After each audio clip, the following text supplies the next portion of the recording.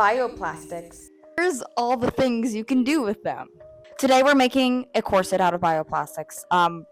We're soaking fabric in bioplastics to make it structure. We're kind of replacing the coutil in a way.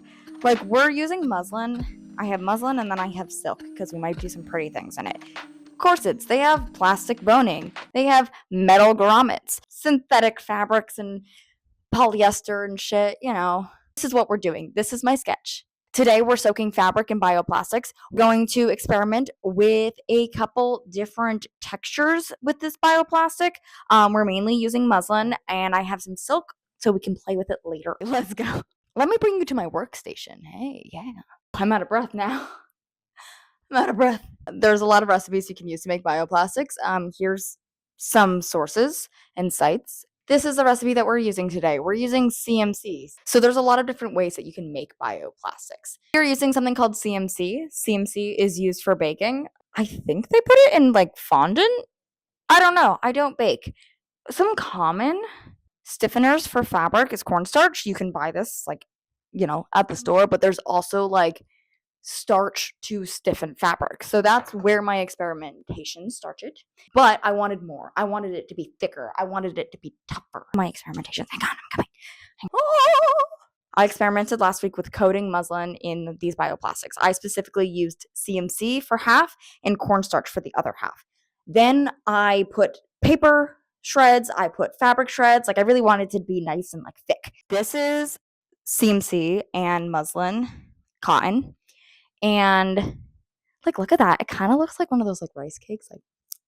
I could use this as batting in a quilted garment. So I think part of this bodice I want to quilt. I think it would be really fun.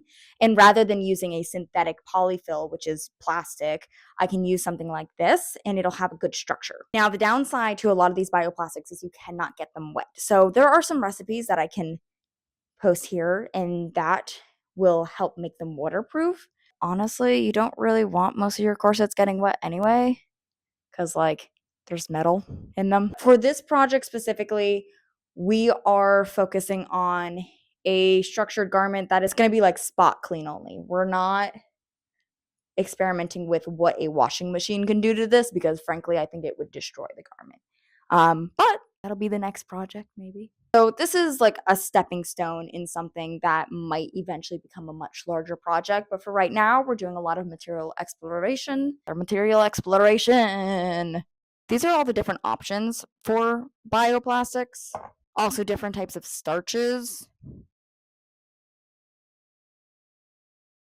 I also made my own rice starch, but it's not doing too hot. So this is what I'm going to be using today. All of these come in a very fine powder, so you really don't need a lot. I also bought a bunch of glycerin because a lot of these recipes have glycerin in them that adds to the flexibility. I'm also going to play around with colors. There's a ton of natural food dyes you can use. I know some people who will dye fabric with avocado pits and onions and I don't know, there's all kinds of stuff. But today we are using butterfly pea powder because it makes a beautiful, beautiful, beautiful purple. All right. These are all of my samples from last week where I just soaked the muslin in different types of bioplastics. This is cornstarch, so you can see it kind of crinkles and it holds its shape really nicely. And so this is a product that already exists out in the world. Cornstarch for clothing is something that is very common. A lot of times it's used to starch collars. Yeah, so I like this, but I wanted more. This is CMC. CMC, that's thick, that's tough. So we're going to basically layer CMC with different fabric manipulation techniques, and I believe together those two will really make a strong garment. So again, here's a sketch. This is an example of one of the bioplastics. This, I believe, is the CMC. So you can see, even without me working it, this is just what was left at the bottom of the pot. It's relatively see-through. It is a little bit foggy, but that's just debris. This one is flexible. I did not add any glycerin to this. So if I were to do that, it would break. But when I add the glycerin, that will really help make it feel more like more like plastic packaging. It'll feel more like a Ziploc bag or something along those lines. So let's go make some bioplastics.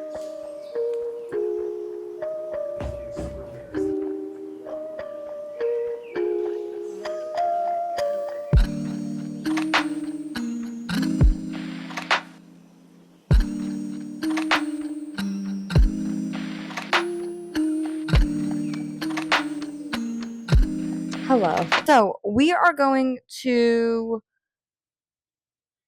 gonna times this recipe by 10, I think, because I have a bunch of sheets of muslin that I cut up.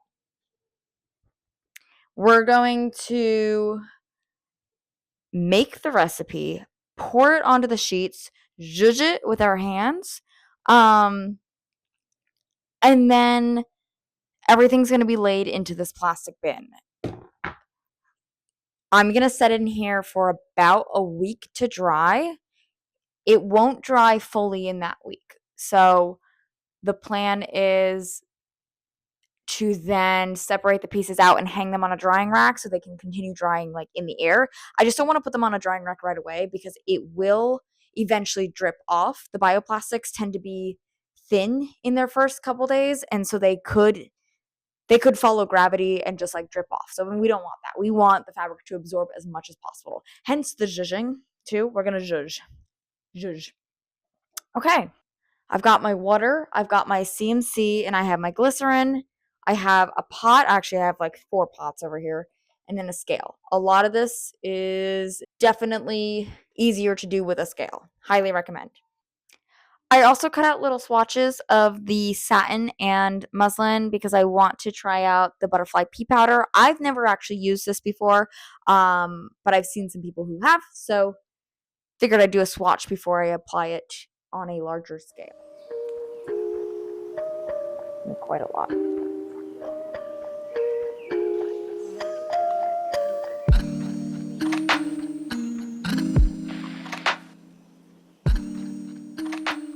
My original intention for this project was to do something that was akin to Worbla, and for those that don't know, Worbla is a thermoplastic that is temperature sensitive that is typically used for cosplays. A lot of people will make armor with it, and in this video you can see me actually trying to make a breastplate with it. It's very sturdy, very solid, but it is temperature sensitive, so I wanted to make something with a bioplastic that was akin to Worbla. So this is what I was originally trying to create. But towards the very end of my project, I ended up finding this sample where I shredded fabric and I made batting with it, filling, and I ended up liking this way better. So we pivoted and here we are. I've noticed with this recipe, the water measurement is a little less important. You can definitely have extra, but I wouldn't go less than the recipe. Having extra water helps if it's having a hard time breaking down the CMC. Just adding more water will help because eventually a lot of that water will eventually evaporate out. And that's why so much of these projects, you might make a big batch, it's gonna evaporate, it's gonna shrink down. So trying these bioplastics in thicker molds are definitely more temperamental, and a lot of these recipes are very much trial and error.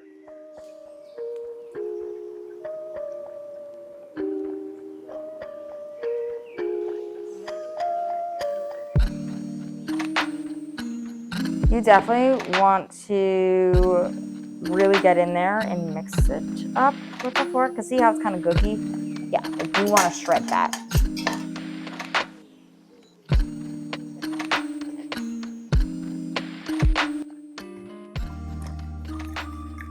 I want it to sit for 30 minutes because it will continue to dissolve. Depending on the brand of CMC, sometimes it'll stay a little goopy and chunky.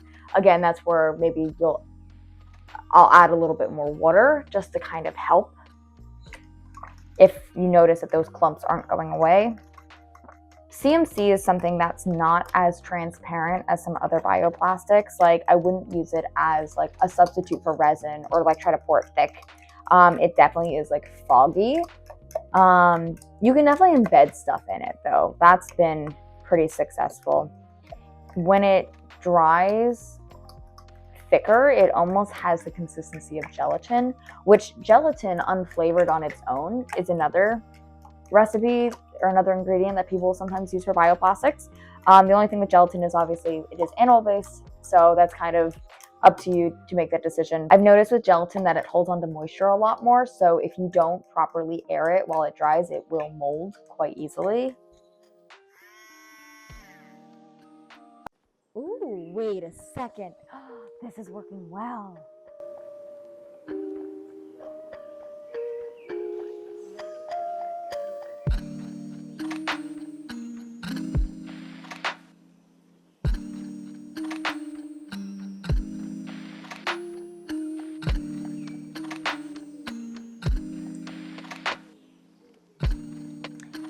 What I really like about this recipe too, is you don't have to cook it.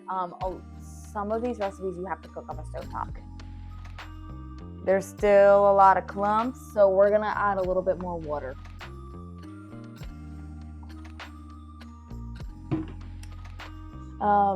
It's been sitting for 27 minutes, so I'm just gonna stir this a little bit and then we're gonna start coating. We've got our fabric. We're just gonna dunk it in and zhuzh. I think that's the plan. We should be able to pull these layers apart when they're still slightly wet. But once they're dry, the only way I can pull them apart is if I like re-wet them. So the goal is to not let them dry too much over the next couple days. Okay.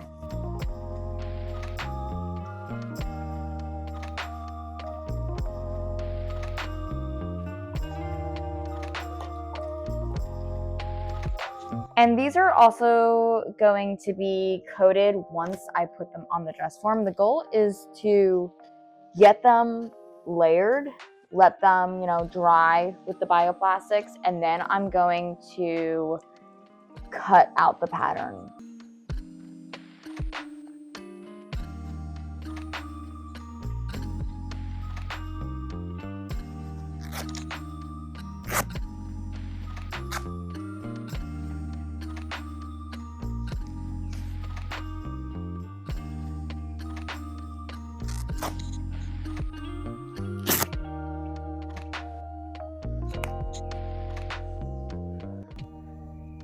So here I am cutting up a bunch of strips of muslin. I am going to cut them into tiny, tiny little pieces about the size of confetti and mix them up with the CMC. And when they dry, this will be used for my batting.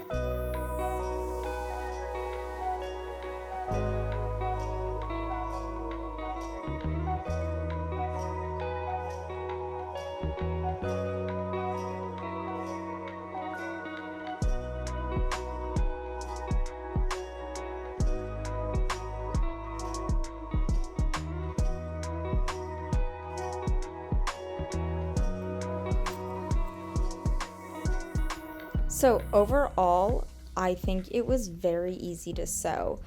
There were a few patches where I had to be careful if the bioplastic was too hardened. I was worried about sewing over these. I was worried that maybe it would break my needle, but I did not have any issues with it. I just went very slow. There were a few places where I had to watch. Some of the bioplastic didn't dry all the way through, so I definitely noticed a little bit of it peeking out through the seams, but overall that was not an issue if it was dried all right. But yeah, it felt like paper, it stuck to itself, and it was still able to rip along the grain line.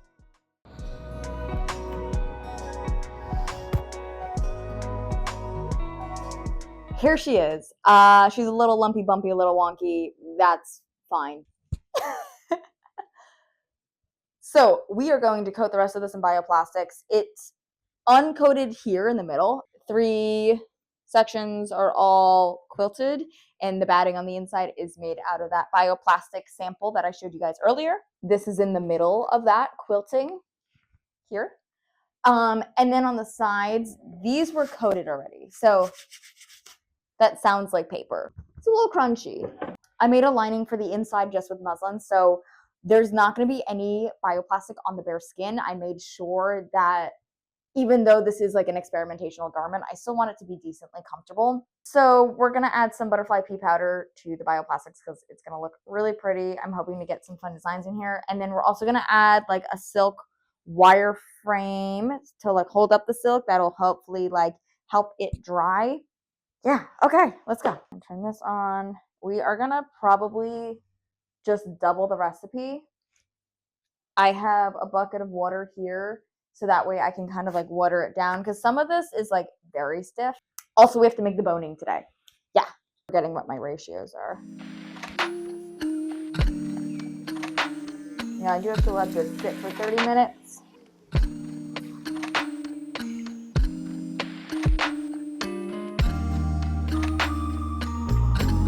Oh, it's pretty.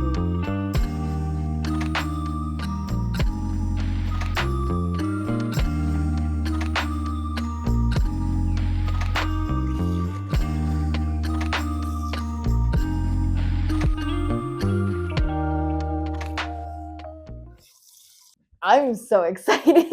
I'm so excited. I'm gonna try to do like a test on the side here. Ooh.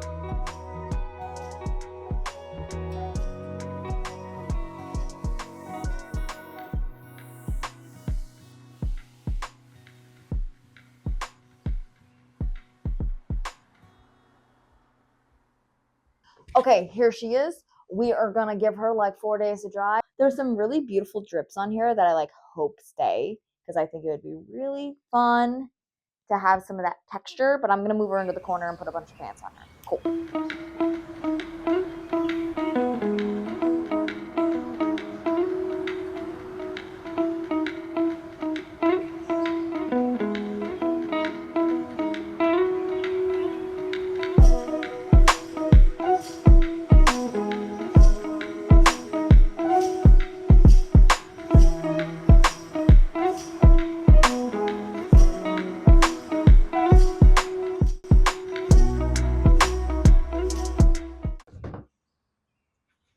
Oh, it's recording. Hi. Okay, we did it. It's exciting. She's done. Look at her. Look. Wow. Don't look too closely. Wow. Oh, I'm out of breath. I have talking points. Okay, so some takeaways from our bioplastics. It feels like paper. It cuts like paper, rips like paper. But I can sew with it. Sewing was good. I did not have any issues. Even when there was like parts that were really solid and chunky, I thought I was gonna have an issue, but we were good. Can I iron it and can I remold it with water? I have not tried that yet. Some really good use cases for this, I think, is using it as a replacement for fusible interfacing as like synthetic adhesive. I think that this might be a good substitute. It's also like really fun to sculpt with. You can see it has like nice texture and like this is held. All of these little silk pieces on the side are only held on with adhesive. There is no sewing done for this piece here, which is lovely. One thing I would do differently is I would probably use a little bit less bioplastic in the batting. There were some bits that were a little crunchy, so I would probably use less next time.